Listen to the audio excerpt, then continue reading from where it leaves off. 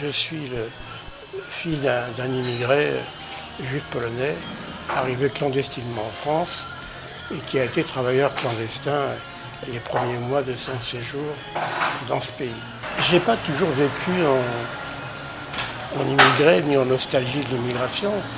J'étais même un bon petit Français républicain, très fier de l'histoire de France, dont je m'étais emparé.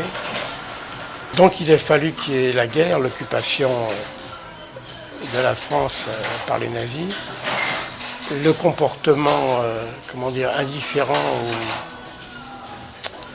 ou un peu sympathisant de la France profonde à Vichy, pour qu'on nous désigne, on me désigne comme différent et on me marque. Alors celle-là, je l'ai portée pendant 2 ans. Elle est sale de cette époque et elle a des taches de graisse dessus. Et le plus terrible pour moi, c'est que ça a été doublé par ma mère à l'aiguille, à la main, parce qu'il ne fallait pas que ça s'use. Il fallait que ça dure. Parce que la police avait prévenu et vous n'en aurez pas d'autres. Alors il fallait être très précautionneux.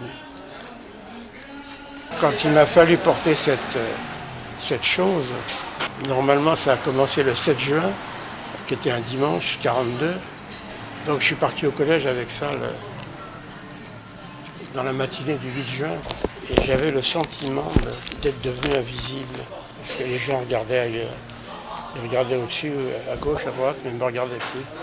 Alors, est-ce qu'ils avaient honte? Est-ce qu'ils voulaient ne pas savoir? Est-ce qu'ils voulaient ne pas être vus avec quelqu'un qui était marqué? Et puis après, on s'habitue avec des réflexes terrifiants. J'étais apprenti joaillier, sertisseur joaillier. Alors j'allais à Paris tous les matins, depuis Vincennes où on habitait. Et il y avait constamment des contrôles dans le métro, dans les correspondances. À la Nation, c'était épouvantable. On voyait arriver une équipe de flics français, jamais les Allemands, qui barraient la route. Et il ne fallait pas se retourner, il y avait un cordon de flics derrière aussi. Et instinctivement, je retournais le parement de ma veste pour ne pas qu'on voie que j'avais une étoile. Je ne savais pas ce que je risquais. Donc ça veut dire qu'on a vécu pendant 2 ans avec ça, mais avec la trouille au ventre.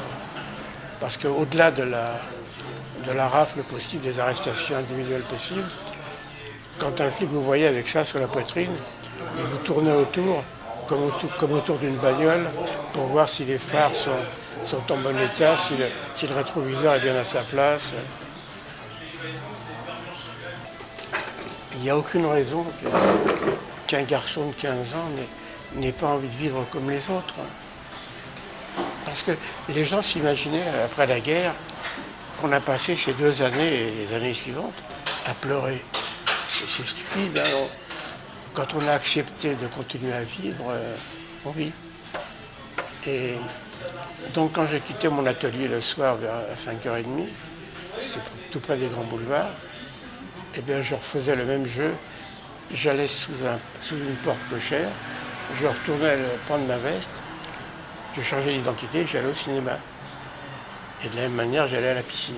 Il y avait des piscines à l'époque sur le Grand Boulevard. D'ailleurs, c'est parfaitement imprudent, mais vivre comme les autres, d'une certaine manière, ça rassure et ça évite de plonger dans le désespoir. On a fait semblant de vivre avec cette difficulté que, même si tout le monde crevait de faim dans les villes, les enfants seuls crevaient encore plus de faim que ceux qui étaient avec leurs parents. Donc on avait la trouille, on avait faim, puis on avait peur. Et puis il y avait les bombardements dans les banlieues, il y avait tout ce qui tourne autour de la guerre. Et encore une fois, on ne voyait pratiquement pas les Allemands. Ils avaient besoin de monde sur le front russe. Donc les garnisons n'étaient pas très nombreuses. Par contre, on voyait des flics comme on n'en voit même pas maintenant. Avec la mitraillette à l'épaule, c'était une abomination. On avait peut-être le sentiment qu'ils étaient plus nombreux, d'autant plus qu'on en avait très peur. Mais il y en avait à tous les coins de rue. Puis il y avait encore à l'époque les flics qui réglaient la circulation, il n'y avait pas de feu rouge partout encore. Et ma revanche, si je puis dire, sur cette période, c'est que 67 ans après, je suis arrière-grand-père.